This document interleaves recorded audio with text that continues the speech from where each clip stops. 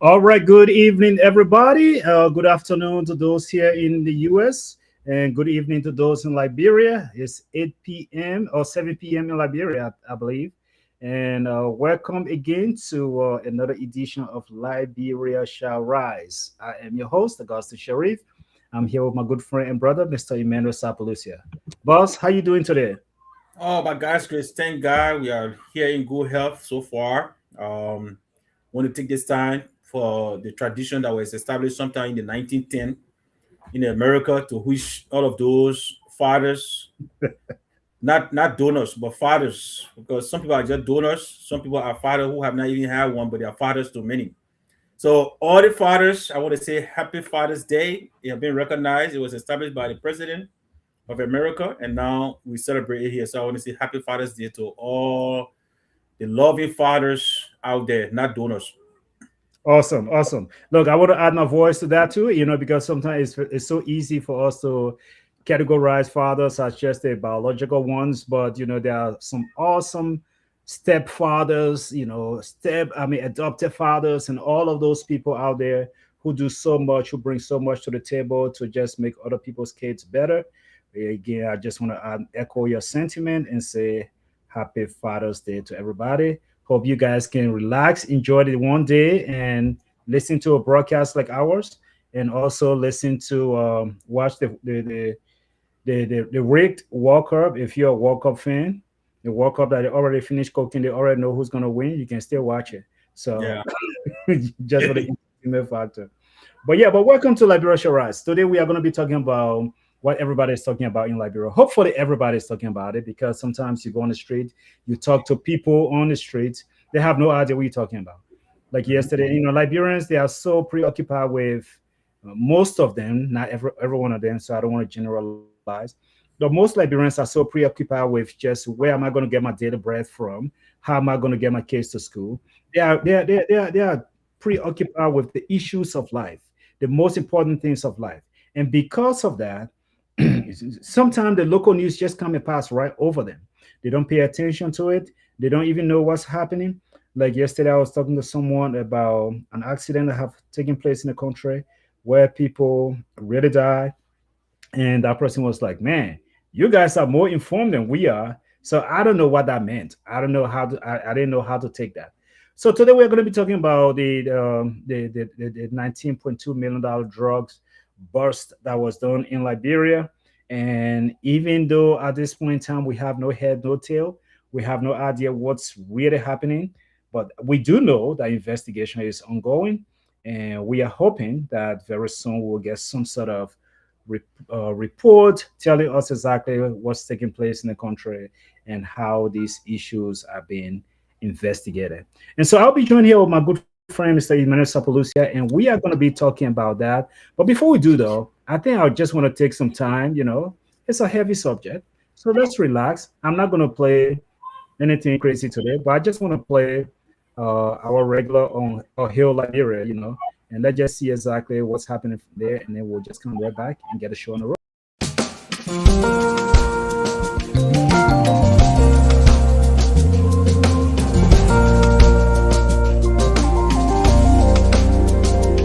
Oh, hail Liberia, hail.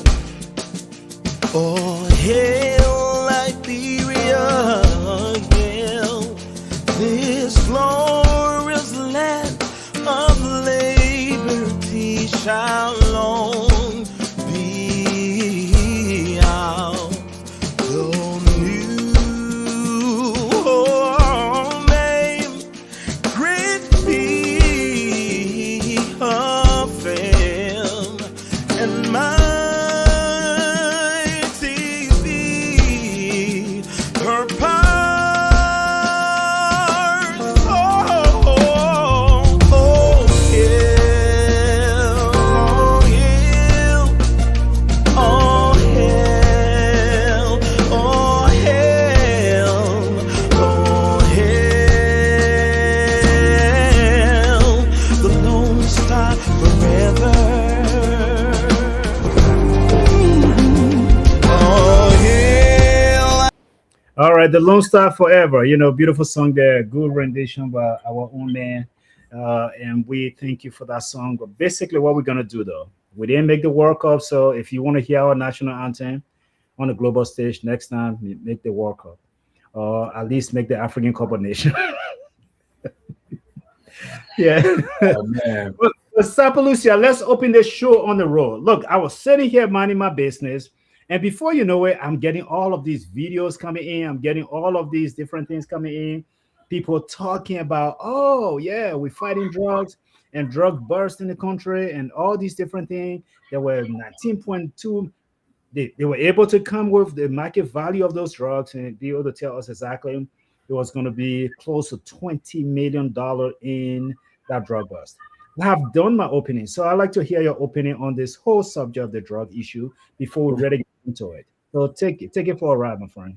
Yeah, so I may come from a different angle that may surprise some people, but it's kind of crazy.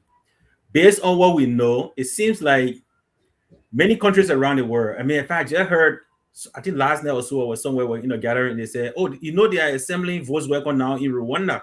So Rwanda is not assembling a Volkswagen to put on the market in Rwanda. However, Liberia seems to be, from all indication, because nobody knows where the drugs came from. We only know it is in Liberia. That's what everybody knows, that one. It is in Liberia, and it was about to be shipped out. So I guess we assembling drugs in Liberia now to ship out of the country. I mean, it is disappointing to sing that beautiful national anthem that says "All Hail Liberia Hill." I think it's not going downhill Liberia Hill, right? Because we cannot, a country that was one look up to as the shining star of the continent is now looking like the worst country to associate yourself with. We don't want to be that country. I mean, in all truthfulness and in all reality, we're that country that people were yearning to be associated with. Look, the war, when the war came and after we left, everywhere we went, when we called Liberia, the first thing we were associated with was the war. That have died down. We have now started making progress to start living normal immigrant life in other part of the world. So now we should not add something today, which is drugs. Because if you and I remember during the 90s when we were hearing about in the international or media or stuff, it was mostly it's not a best character to be associated. It was Nigerians that we're hearing about on the international scene, that Nigeria associated with drugs and drugs and drugs. So at the time, most people didn't want to be called a Nigerian, even especially if they're not a Nigerian. I know like Nigerian who did not want to be called Nigerian, identify as Nigerian because of those stigma. So I don't think it's the time in the 21st century where everybody is fighting to make better living, to represent our country on a better stage. Like my brother was just talking about, if we want to hear our national anthem on the international stage, we should try at least qualify. He talking about African Cup of Nations, but West African, I didn't say they used to have waffle. We should try and make. We should try and qualify for waffle. I don't know whether to take our waffle anymore, but we should try for waffle, and then we can go to the African Cup of Nations. But this is where we want to hear. We want to hear ourselves qualify for something better, be represented, not celebrating other people's glory and trying to claim it. Because right now I see people cheering for Timothy Weah, for Alfonso Davis. These are not Liberians, people. Yeah, I mean, breaking news. They needed to be. The Americans doesn't even play. He sat on the bench. So leave that thing. That's about dropping. Yeah. So I mean, I'm just saying, So let us not add a drug issue to it. We already celebrating stars that belong to other countries. Let us remove the drugs. At least we that are fighting to make life better. Let us be. At least if you want to praise anybody, you praise or who sitting on LSR and other platform. Then you can have something to celebrate because we still represent Liberia no matter where we are. But on a serious note, it is not a good thing to be identifying us as people carrying drugs. This is not something Liberia is known for. So we should not start at this time. June 8th, 2026 is going to be one of those days to remember because this is where I think I heard the news about the drug seizure at the airport. And I don't know exactly what would have happened. And look, Sapolisi, I want to come from this place. The place I want to come from, the fact that it was made public so quickly, I want to respect that. I want to respect that because we do know under previous administrations or under some leadership, those things were not going to be made public if it was going to be tried to be concealed. Let's just put it that way. We'll try to conceal it, and before you know it, it'll be like, oh, there was, because you and myself can still sit here today and say, oh, there was some high-profile drug cases in the country. I'd of to Mhm. have no idea where where those investigations went. There was some high-profile investigation in financial mismanagement. The country money, we have no idea how it ended. So people try to sweep things under the rug. But the fact that this one was made public so quickly, and your voice, my voice, voices of other people on social media, and people are really still putting their foot on the gas and holding the responsible organizations, pressing them to actually give account. I think something is happening. I want to commend them for that, for at least making it public, for the public to know what. But some questions still need to be answered, and we have not gotten. How frustrated are you to, to this point that up to today, since June 8th, we have not been able to put our finger on somebody to say this person is our a suspect. I mean, we are focused on this person. I know there were names released by the Chief Justice. I mean, not Chief Justice, Justice Minister. There was some, Absolutely, yeah. yeah, there was some names released, but I'm talking about your prime suspect. We know exactly how those things go. When you say that guy, he's our prime suspect, we are not talking about other people, because everybody to me that you are naming, it sounds to me like you are naming people who you call associates or people who did the inside work. But I'm looking for the prime suspect. I'm looking for the prime guy. How frustrated are you that we don't have someone that we can put our finger on at this point in time? It is frustrating. First, let me just clear something because in a Liberian setting, people are not looking at the meaning of the words they're hearing. Some people think when they hear person of interest, then I mean that person is actually part of the system. No. No. Sometimes person of interest just somebody who may have seen something, who may have heard something, or who may have touched the item unknowingly. Yeah. In fact, most of the people they name me over there, some of them were even involved in discovering the situation, Yeah. right? Yeah, the scanner they talk about I think the woman named Ruth, whatever her name is, she Yeah. was a scanner. The few scanner, they were people who identify and say, "Hey, look, this thing looks suspicious, so we should notify authority." So when they call them person of interest and making them like the main face of the thing, that's one of the frustrating part to me because they make it seem like they are the one actually involved. No, these are the people who expose the situation, right? Because I think one Francis or whatever his name is, he was the one who said, no, they think we can't take it. We gotta look, we gotta actually open it and look inside. But his name is there. The woman who scanned it and said, oh, this doesn't make sense. Her name is there. So you're putting this one name on the front and making it seem like they are the one who read a part of this process. No, we don't have the only one suspect that is unknown. That's the one that was arrested according to them with the cap because from people obviously they arrested a cap and an operator and the operator. I don't know how you can get arrested cap, but I mean, so if I can correct that in English, they seized a cap and they arrested an operator. Now, but and that's another frustrating part. In the 21st century, the way they put it in the newspaper, if the how it happened, that is not even considered, in my opinion, as evidence because based on what I read in Front Page Africa, they saw this picture. I mean, this cap park at one Anthony shop at La Paz area there. They took a picture of the license plate, and then apparently they started tracing that pickup until they reached to Eardere Junction. Then security intervened. Intervene in what? There is nothing indicating that at the time they arrested this or they seized this the cap that there was anything found in it. There is not. It's not written in the newspaper. The person who they arrested, we don't know whether he owns it, whether he borrowed it. I've been in Liberia, and many of us in Liberia know that. I could be driving a cab, okay, and when I'm tired, I can say, "Hey, Sherry, my man, look, I'm tired. I need to go rest. Can you take over?" So there are so many things in there that we don't know. So it's so frustrating that everything is confusing. We're talking about almost 2 weeks. Still, the Justice Ministry cannot give us any definitive suspect, no suspect they can name, right? And when these things start to look milky like this, it tells us something. Let us not forget, just few weeks going back to the beginning of this government, this administration, they started beating the common Liberians. They were beating the victims, in my opinion, because those guys who they call them, quote unquote, Zoko, our disadvantaged young men, and women. They were beating them in the street. These are victims and locking someone up for using drugs. There were people who the country, and I'm not giving excuse for the retail seller or the dealers. I'm not Sure, giving sure. excuse for them. But these are people who, because of hardship, most of them, I can almost tell you, most of them are doing it because of hardship. Because of the hardship in the country, they have become the retail seller or the petty trailers for these drugs. They were Mhm. exposed, they were beaten, they were handcuffed, they were put on pickup trucks and videotape, made a shame. Some of their homes were raided and they were put in jail.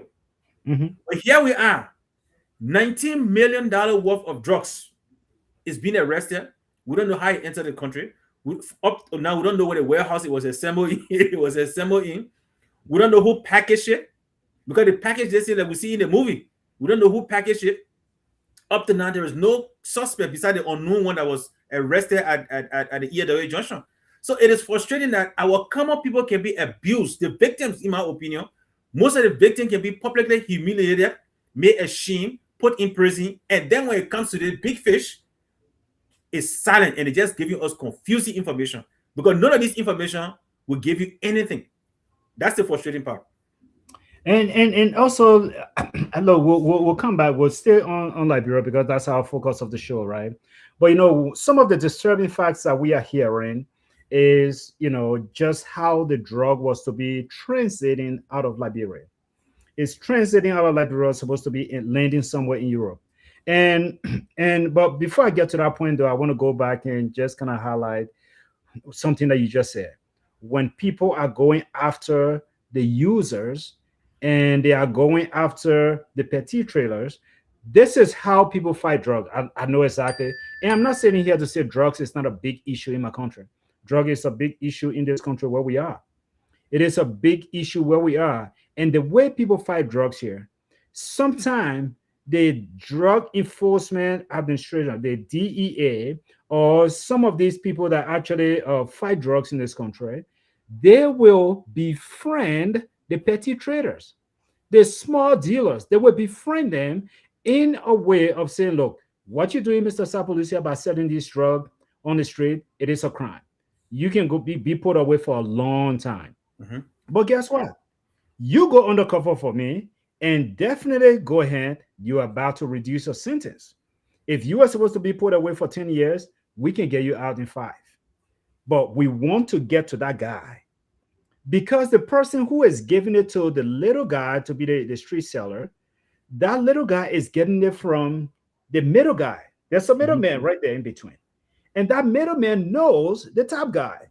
Yeah. And so before you know it, some of these announcements, before they even make it in the US, they have already gotten to the top.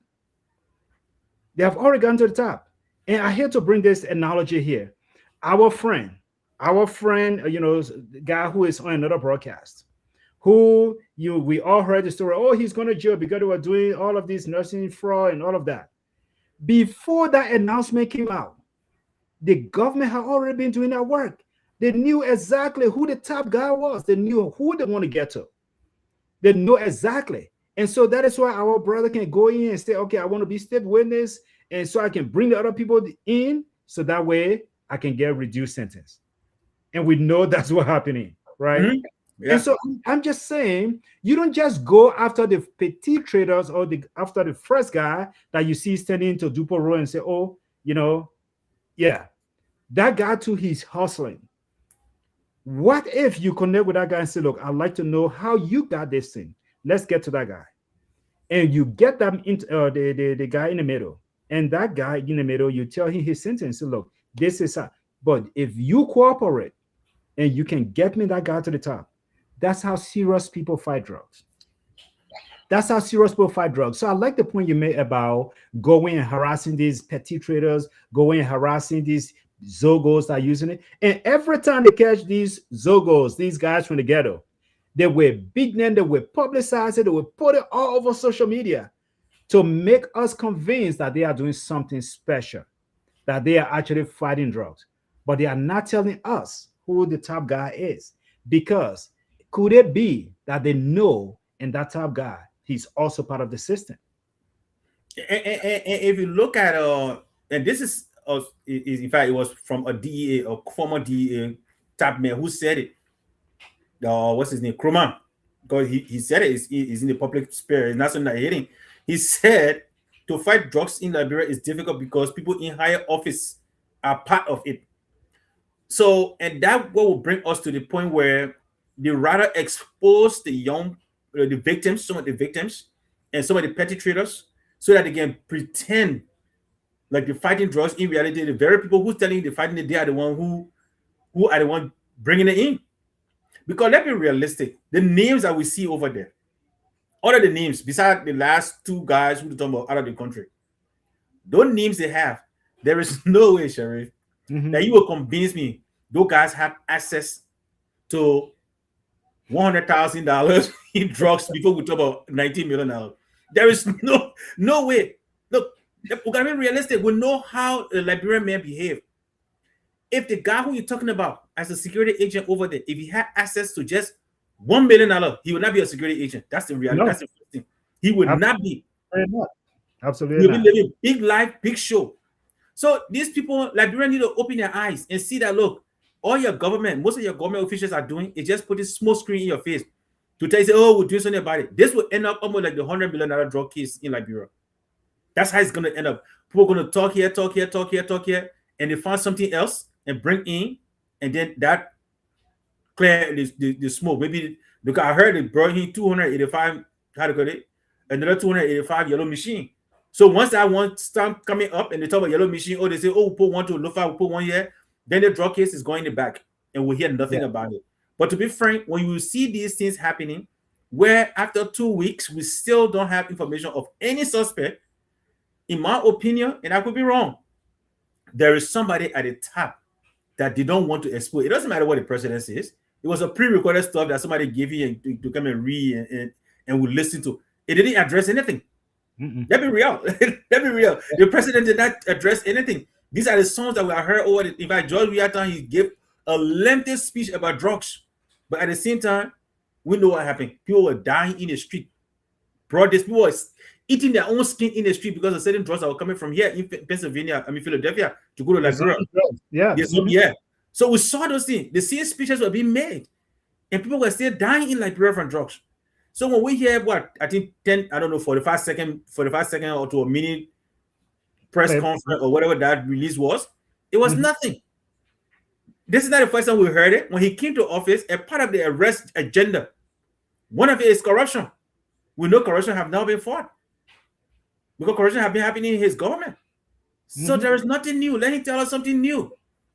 But to be fair, my brother, this drug issue, it will not only embarrass those in Liberia, but it will embarrass us as well. So we got to be very careful how we talk about it, and we got to be able to expose it.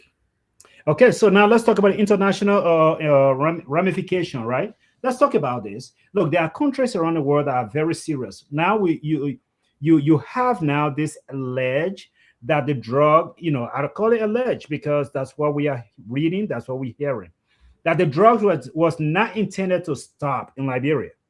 Now, the question I have is, how did the drug get to Liberia in the first place? Where did it come from? And when I was looking at some of the videos, the containers that the drugs were in, this is something that I know I can tie to a specific store here in the US.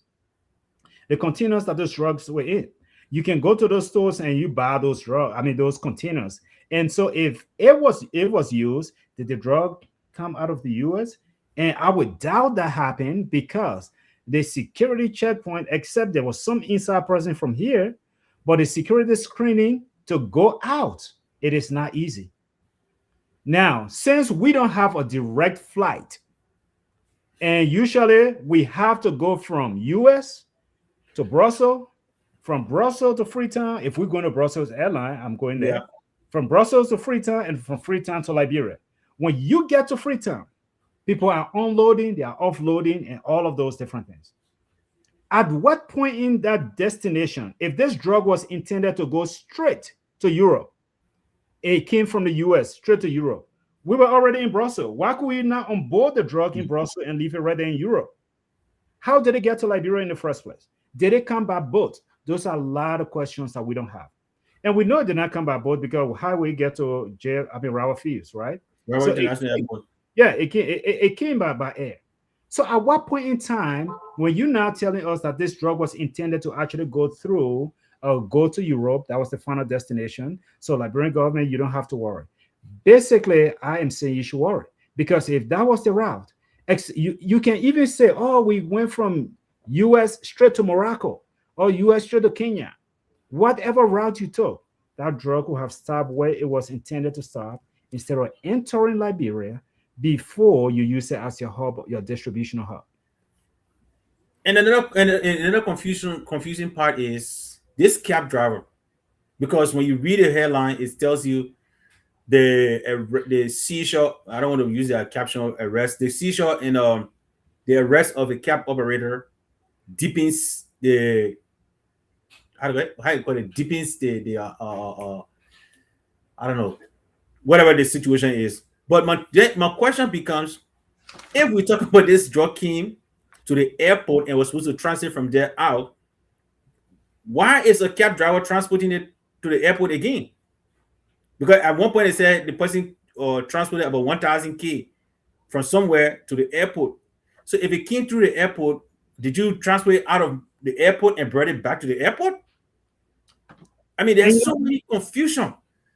Or and did you it? know, and basically, no, you're absolutely correct. And I think those are some of the questions that we need answer to that have not been answered. If we can get answer to look, answer the basic questions. We Yeah. confiscated this drug. The drug, the point of entry was da da da da da da da. And the person look, my man, look, we are not stupid. Nobody's stupid. When someone is traveling, you and myself, when we're traveling, we have a tag on our luggages, we have all these different things we travel with. That's why I always tell people that tag that they put on your luggage, don't just take it and put it in the trash. Don't Oh just no. take it. You want to burn it. You want to shred it, shred it. Because that particular tag they put on there, the barcode on that thing, it contains all your information. Yep. It contains your name, your date of birth. I mean, it contains a lot of information on there that you don't just take and put in the trash. You Yep. know, you don't want it ending up in bad person's hand. And so, if someone ever, if I'm traveling to Liberia with 5 suitcases or leaving Liberia with 5 suitcases, the airport attendees, people that work for those airlines, they do a good job to scan in every item I'm traveling with.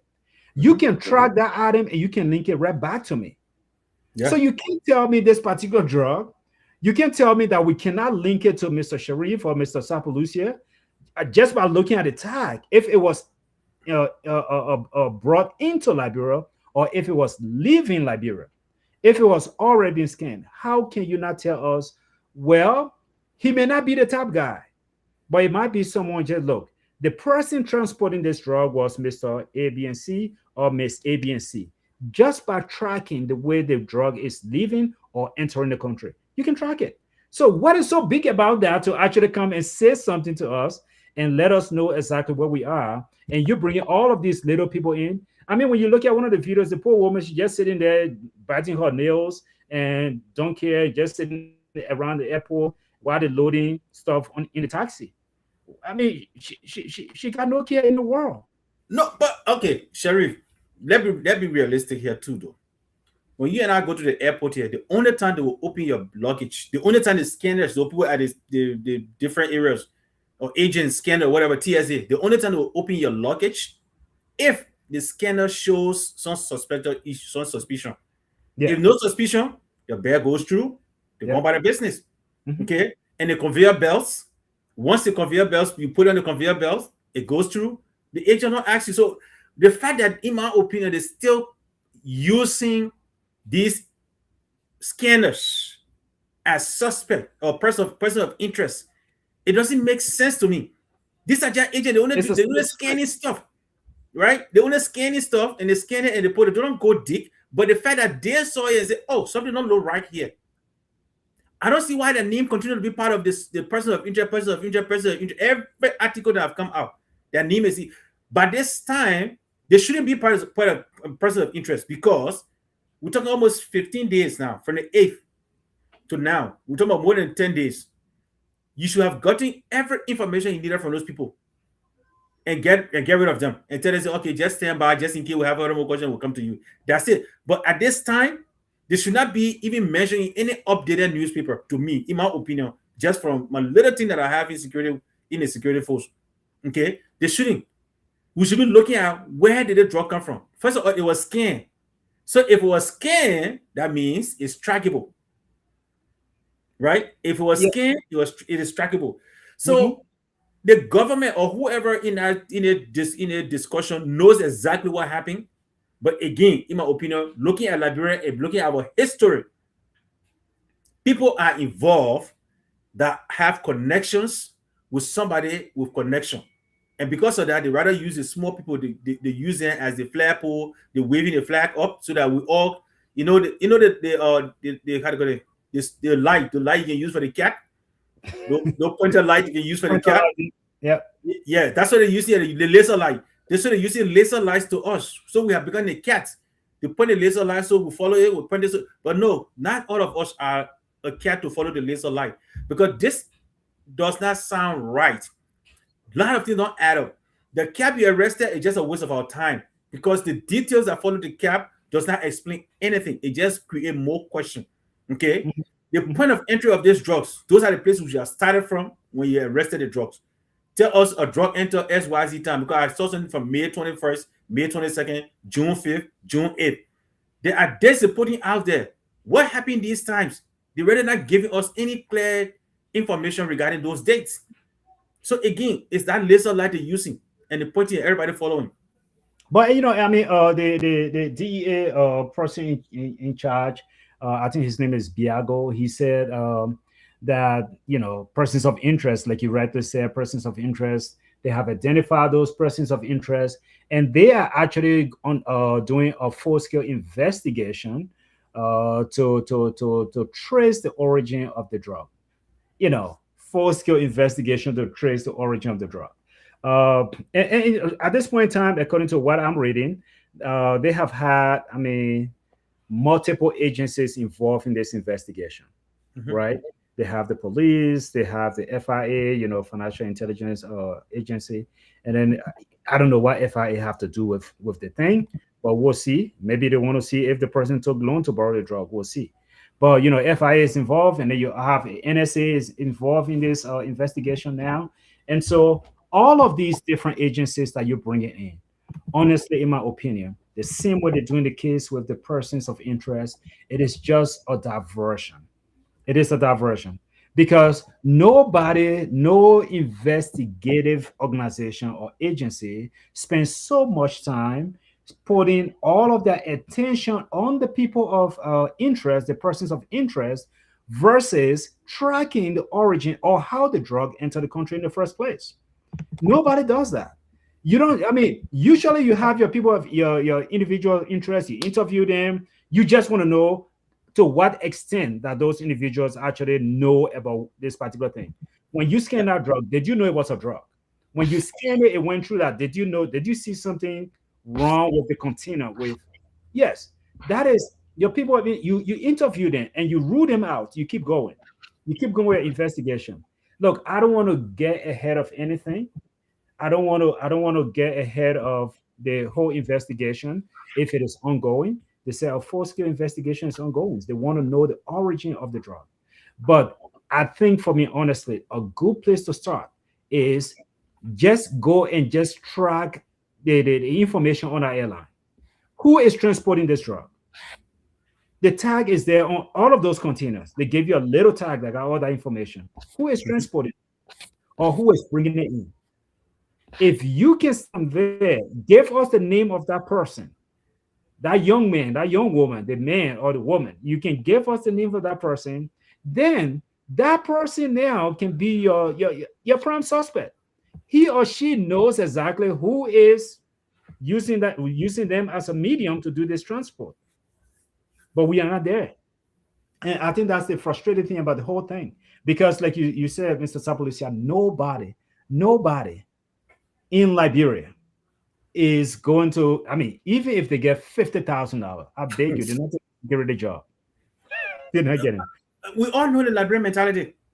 When we're in Liberia, some of our Yana boy in Liberia, so we know the street talk. Okay, we know the flamboyant life Liberians like to live. So you and I know some of our body left from here to go to Liberia, just to live the flamboyant life. Doesn't matter what it is, just to be free.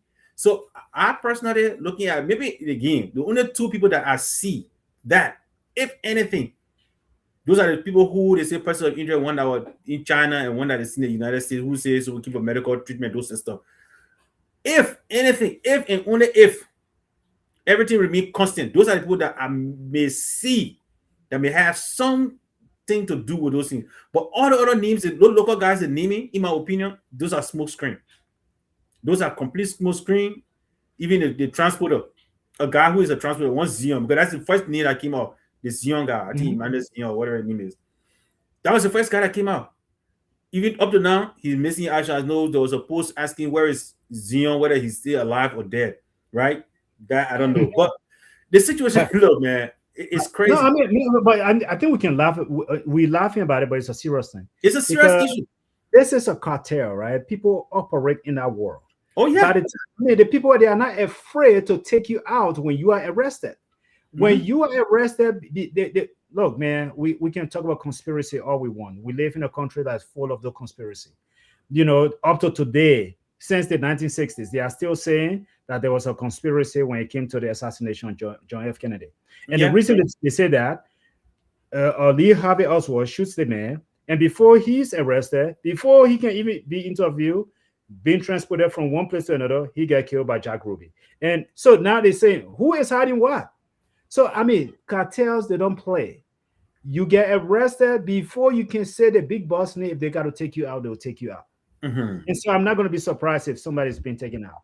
But that's the end of the story. But I think one thing I want to say here, though, is what Rachel is actually saying. Rachel Tyler, this is what she is saying. You know, she's talking about, she said all Liberians should be concerned about the drug situation because it has the propensity to create serious problem for us, you know, meaning us Liberian. It has that propensity to create problem for us. We might run the risk of airlines suspending or canceling operations. No airline wants to run the risk of being liable for transporting drugs. I could not agree more. And this is where, I mean, it's a beautiful segue from Rachel's comment for us to really go into the international ramification I was talking about earlier. We have to look at the international ramification. You and myself sit here and we hear news all the time. Oh, the cartel were being bombed on ocean, whether Trump government bombing people, killing them. We know exactly how this organization this administration wants to get rid of the drug cartel, quote unquote drug cartel. We're not going to go into them. But Liberia is already a country. Sapalucia, you must have just came from Liberia not too long ago. I just came back here, May I just left Liberia. Liberia is a country. Just the trip that should have taken me 9 hours or 10 hours at most, if there was a direct flight, that trip to Liberia took me about 42 hours. 42 hours. And you know why? Because I'm at the mercy of the airlines that go to my country. Yeah. I'm at the mercy of those airlines. I leave my little Colorado and go sit in Washington, D.C. and sat over there at that airport for about 6 hours. I can tell you exactly all the vendors that line from the terminal where I was sitting. Because I walk around those places, like I get tired and just walk 6 hours. I lay over in DC. What will you be doing at airport for 6 hours? I'm at the mercy of that one airline that going to like. And then from there, you took me to Brussels. I sat in Brussels for another 4 hours. I'm just sitting there. And you put me in the back, all the way back there where there's nobody selling food. I can't even buy food to eat. I'm hungry. I'm sitting back there. I'm at the mercy of that airline. And I think this is what Rachel is saying. We should seriously be concerned. Because tomorrow, as this investigation goes on, if the International Aviation Association find out that it was, I don't know, I'm not putting their name out there, but it was one of those airlines that go to our country that were transporting this drug. How did they miss that? They'll be investigated too. Yeah. How did you miss that? How did you miss this amount of drug getting onto your plane and your scanners or your inspector? How did they miss it? Then something is wrong. And that is what Rachel is saying. Everybody, we stand a risk of airline canceling and say, you know what? I don't get enough money to go to your country anyway. How many people traveling from Liberia anyway? For people to even get the airline full, they have to make gymnastics. They go through Liberia to Sierra Leone just to pick up different passengers. Sometimes they send you through Ghana, through Togo, and all of just to pick up passenger. Airlines will look at it and say, I'm not coming.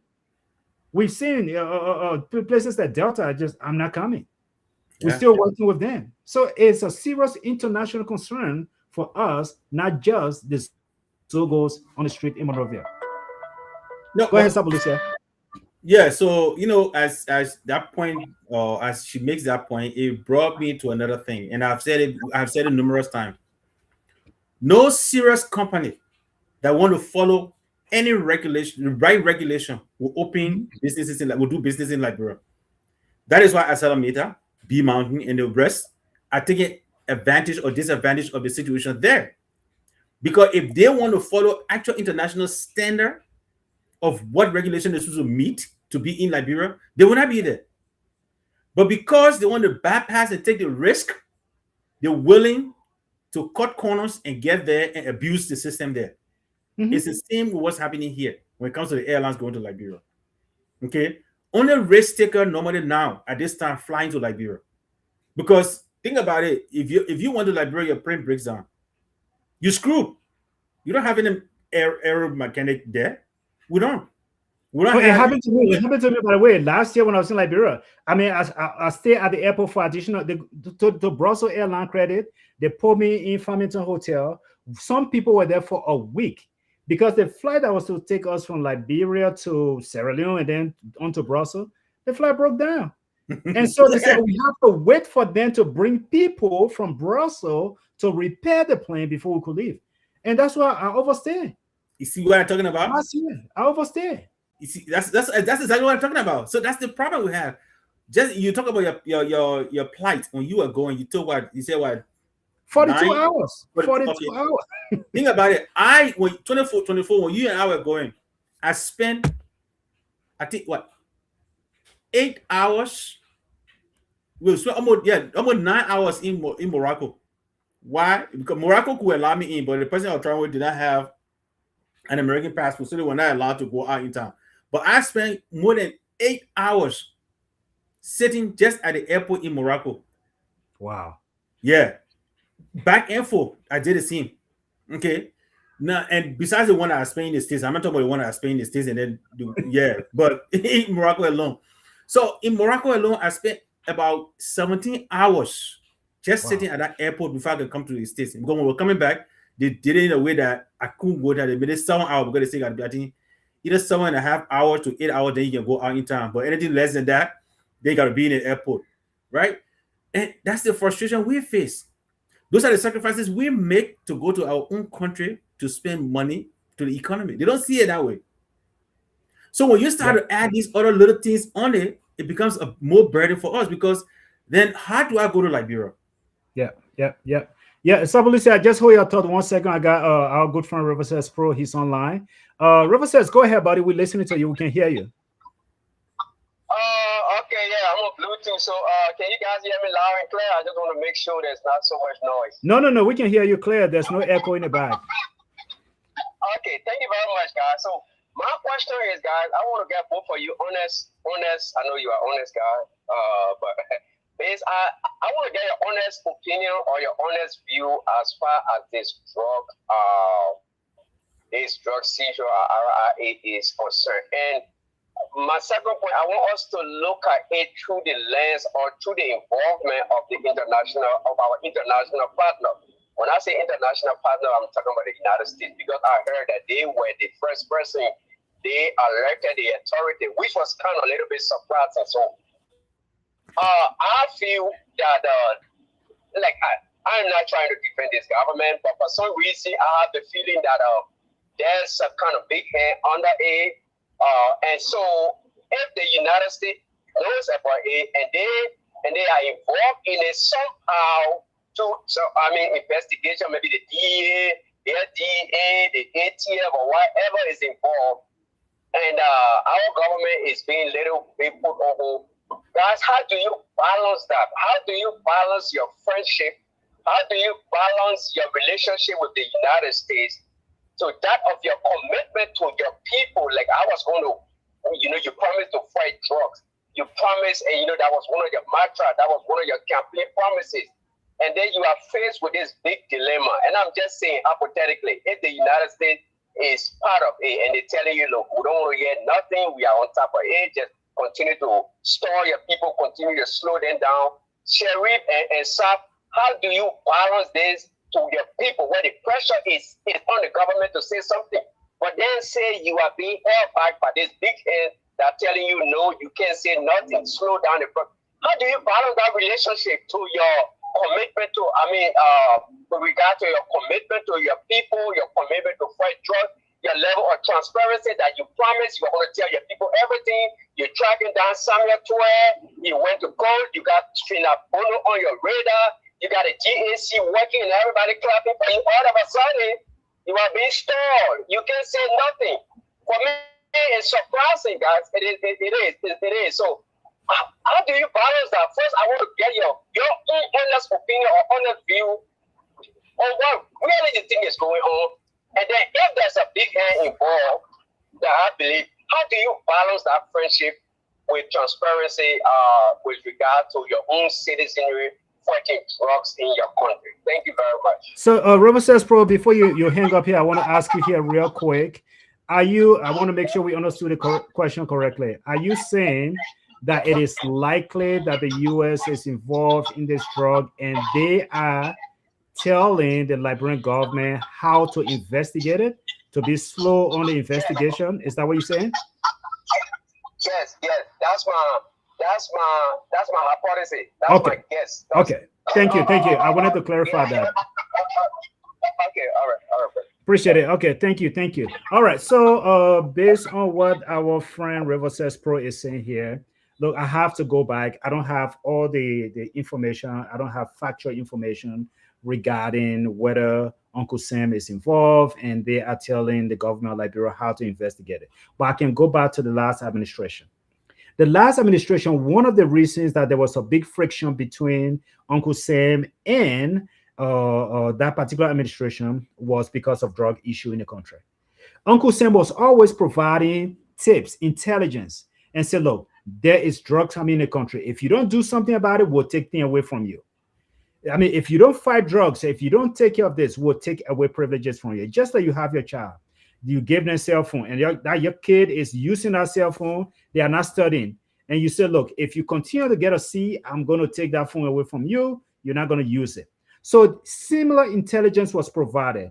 Those drugs, or whether it was coming through the Broadville terminal, Broadville area there on boats, and Uncle Sam was always giving intelligence. But it was not followed through. It was not taken seriously because we knew there were people within the TAB administration who were involved in those particular drug trade. So they never even investigated what Uncle Sam was kind of proposing. And so with this administration, though, I think one of the reasons that this administration gets some high marks from Uncle Sam is their commitment, or at least their verbal commitment to fight drugs. And they said, we're going to fight drugs. We're going to make sure that this does not become a problem. And they made that is exactly why that is in Mr. Boaka's radar to say, look, we are going to address this drug issue in the country. And so I have not heard anything, Mr. Sapolus here, based on what River Says Pro is saying, that the U.S. could be slowing the progress. I don't know why it would. I don't know why U.S. would be part of that process. I don't think that there's any facts to it. I can't say it. So because I don't know the facts surrounding that particular assumption, I can't speak to it. So I would take it from different. I don't have that particular one. I wouldn't embrace that hypothesis because I don't think it will have any truth to it. In my opinion, I don't know the details, but I think sometimes when we love our children and we have these children, maybe we'll put that we parents have the way of protecting their children, right? Mm-hmm. And when their children are failing because they want to feel responsible for their children, for their child behavior, they tend to protect them from anything that comes. And I think that's a trap most Liberians fall in when they elect a government. That when they see that government going wrong, instead of they try to hold that government accountable. And I'm not saying that's what River Says Pro is doing. I'm just saying on the general, right? Mm-hmm. To try to protect that government at all costs. And I have seen it, whether it was the early Johnson government You and I have friends. We got friends there. They were there. We're identifying those errors that they were making, and they will tell you say it's not happening. We have friends in the CDC government. The same thing will happen, and we have to in this government, and the same thing is happening. We tell them, look, this is what we see. We can make right, and they still feel that there's nothing wrong. So I think there where sometimes people get it confusing. Let us be realistic here. All of the cases that I have seen in Liberia when it comes to corruption, no government have really gone intentionally to do their homework to bring these cases in court. What is the Samuel 12 case? Because we're not based on the evidence. That's what the court said. Whether you can allude it to witness tampering, whether you can allude it to the actual facts or the evidence in that case, it did not work. Let's be realistic. And I will maintain it. I will continue to be consistent on this. In my opinion, the reason the governments do it is because they themselves are going to be involved in the same corruption. So they don't want to be intentional in fighting corruption because they know tomorrow they're going to face the same thing. So they're all covering up one another. They only sell the small screen to us and tell us, oh, yeah, we're doing it, we're doing that. But it doesn't work. And I don't think this country, in as much as I know there are things that they put their hands in and they will kind of tell us to slow down. I got evidence of other things that I can relate to, but not drugs. Because we know the reason George Weah were invited to the CIA for the first time, where a sitting government, a sitting leader will be invited to the CIA headquarters, it was because of some of those same reasons. So I don't think the United States government will support you in that regard. Now, this is what I can advise us to do. What I can advise Liberians to do is to go back. And some of us have always had the feeling, I've always said it, and I kept believing it, that United States and United Nations were the cause of our war, the Liberian Civil War, to be prolonged. I always believed that when I was in Liberia. And Emmanuel Buya during the TRC, I would rather advise every one of us, go back. Emmanuel Buya, I think his testimony at the TRC, it was 7 episodes. Go back and watch that guy video. Those are instances where I know that the American government who are intervening, because Chancellor himself said in 1990, he said, if the American government can come today, I will lay my arm and tell Joe to leave the mansion, I will lay down my arms and will not go further. Chancellor himself and Emmanuel Buya reaffirmed that during the TRC government. That, if you tell me, say the American government were involved in a delay, yeah, because they had a skin in the game. They had resources that they would benefit from. Fast were not going to be paying tax for so many years, and so many other things are happening. But when it comes to drugs, I don't want to buy that. Yeah, that's I think we agree. So basically, look, we can't share what we don't know, and so we can definitely go in that direction. But one thing I do know is this: I'm agreeing with everything. Mr.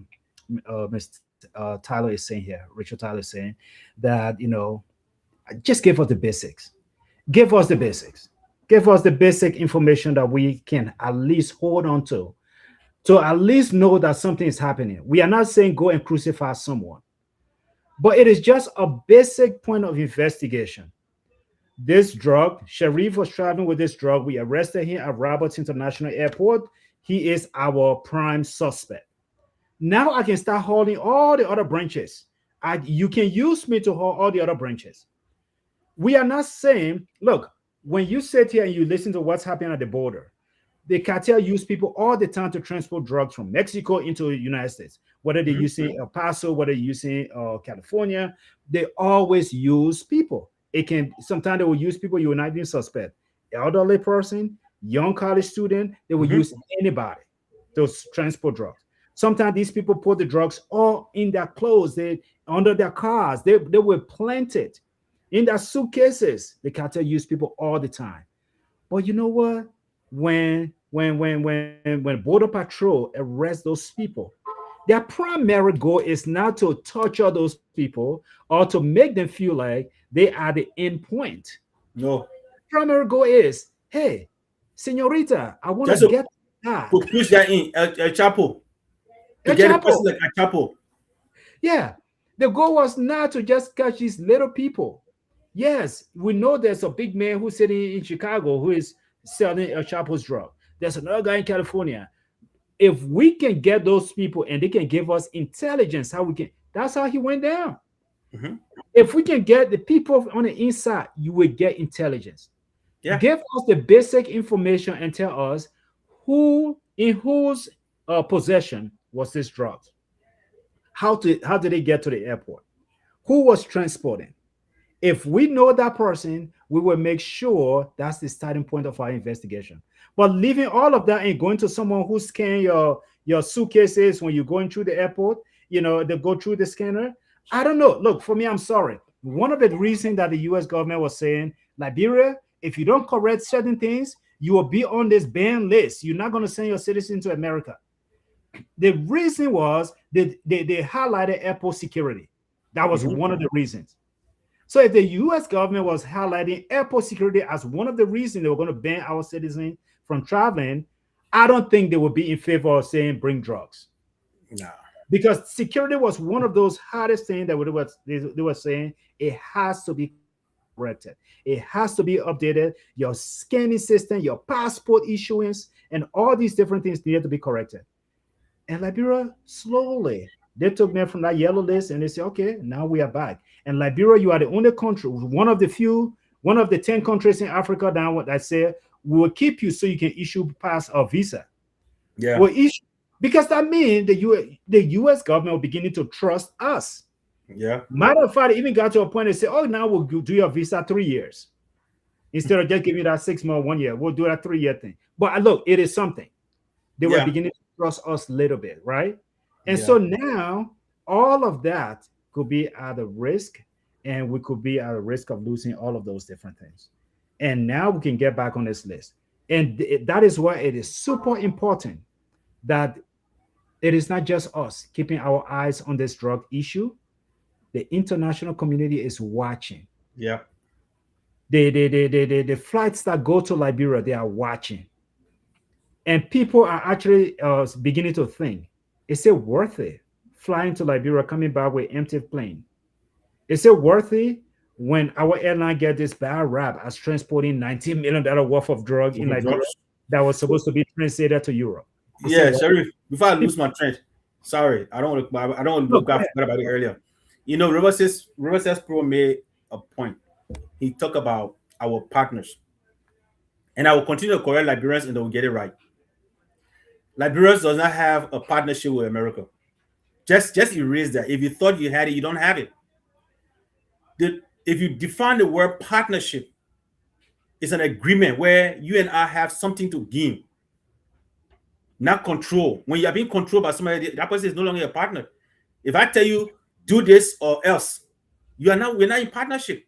No. So the relationship between America and Liberia is not a partnership.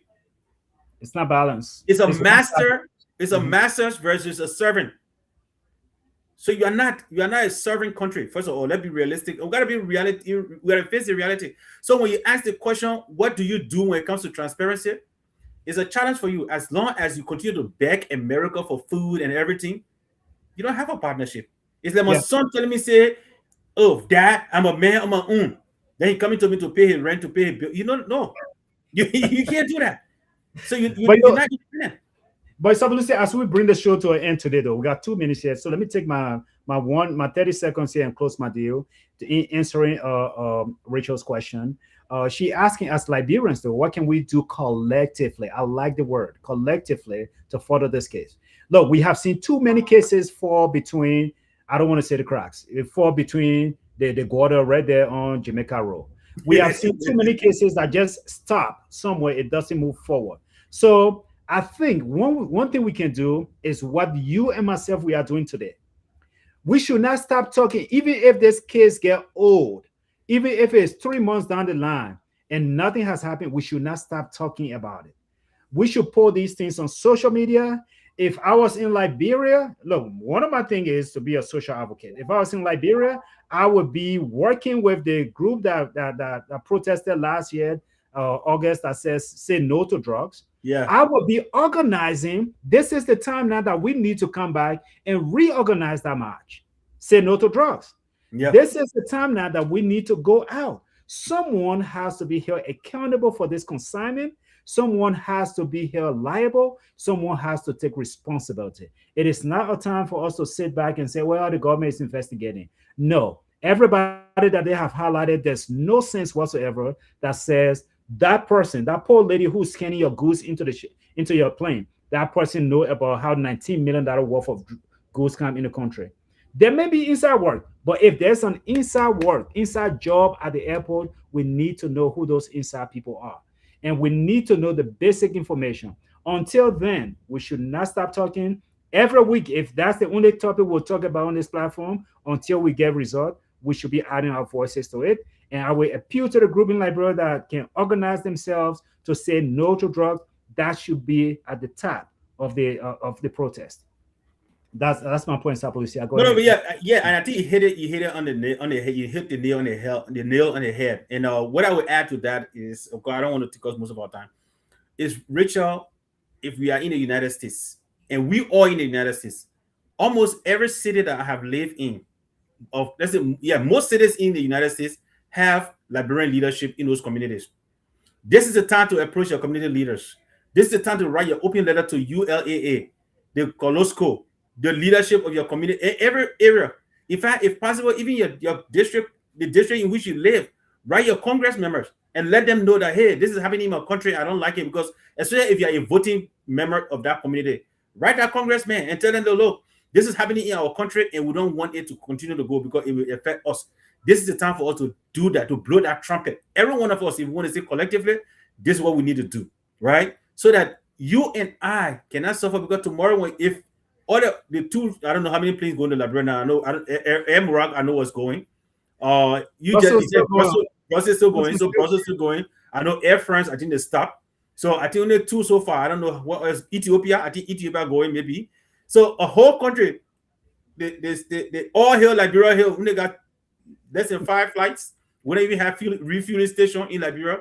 So this is the time for all to add our voices. We shouldn't add the drugs to it so that maybe Air Morocco can run away. Remember, Air Morocco, Muslim country, they don't want to be painted for for drug. So when they stop, then we lose. I mean, then we appreciate spending 17 hours at the airport in Morocco. But anyway, no, to be frank, collectively, let us all reach out to the people that we can reach out to and start writing to have our voice heard and stand against drugs. Because it is sad that, in my opinion, most of the people that are being made ashamed, humiliated, and put in the public are mostly the victims. And some of them may not be the victim of selling drugs, but may be victim of society, because society have failed them, so they have made themselves vulnerable to selling drugs, illicit drugs. Most Liberians that I know of don't want to sell drugs. They don't even want to be affiliated with drugs. But because when the going gets tough, there is no excuse, the tough get going, and then people try to find other means to survive. So survival becomes whatever comes, and I will deal it. So with that, Lord, Liberians, we want to say, let us all add our voices. Let us fight against and stand against drugs. I don't want to believe any international conspiracy is undermining our government by sending drugs to Liberia to kill us. But let us fight and stand up against this thing and let hold our government feet to fire. That's what I would say. Happy Father's Day again to all of our loving fathers out there, not the donors, and I will keep stressing that. Only fathers, and father does not mean those that donate, are people who are taking care of other people, whether it is their own or not. The fact that, in fact, those are the greatest fathers, the one who did not donate to that process, and they are raising those people like their own. In my opinion, they are the greatest fathers that we should appreciate more than we who give, because at least we got DNA connection with the ones that we have. The people who don't have DNA connection and they're raising them like their own, they are the greatest fathers. So, my hat. In fact, we're speaking of that, I will give hats off to Mr. Sheriff here, because he raised people, not just the one that live in a house, but people that live outside of a house. And he raising these people and look after them like his own. Mr. Sheriff, my hat off to you. You are a great father. You're a good and man. Nobody should tell you otherwise. Happy Father's Day, my brother. Appreciate you. Same to you. Same sentiment. You know, on that note, friends, we say thank you so much. Oh man, I don't know if I don't want to say. Let me see. Rachel is a female. Yeah, so Rachel is saying this. You know, yeah, Rachel is saying this. She's a great point, Emmanuel. I just don't want us to leave anything that if she wants us to address something. She said, I'm in the US. I'm very active in my community association and connected with Congress office. Yeah, I would do. Yeah. So she gets your point. She get it. She gets your point. And you know, Rachel, I mean, she used to do, if this is the same Rachel I'm thinking of, she used to do wonderful things. I think she was always presenting health topics and different nuggets of health awareness and different things. I think this is the same Rachel. Rachel, correct me if I'm wrong. I think this is the same person. She was always on Facebook presenting health alert things to do to take care of yourself and do all that different stuff. So Yeah, she does. She does a lot of good work in her community. So, yeah. But anyway, on that note, friends, we say thank you for joining us today. Enjoy the rest of your day, Mr. Sapolicia. Go and take the entire. Let the family take you out. You know, you're a good man. You Oh have no, the feeling prepared. I was just giving a taste of what you saw me eating. My table is already set. My table is set, it's waiting for me. Oh man, no, let me not hold you up. Go and enjoy the rest of the afternoon. Enjoy the show. I mean, enjoy the time. And everybody in Liberia, we say thank you. Don't give up hope. Keep fighting. You know, opportunity will come knocking, and when opportunity comes, please be ready to seize it. On that note, we say goodbye. Enjoy the rest of the Sunday, and God bless each and every one of you guys.